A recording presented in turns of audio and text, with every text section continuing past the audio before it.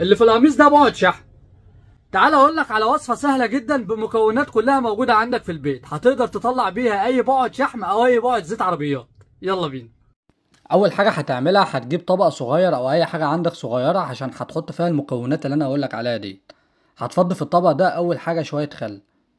بعد كده هتجيب اي مسحوق برسيل جل او اي مسحوق عندك انت بتستخدمه وهتحطه على الخل ده.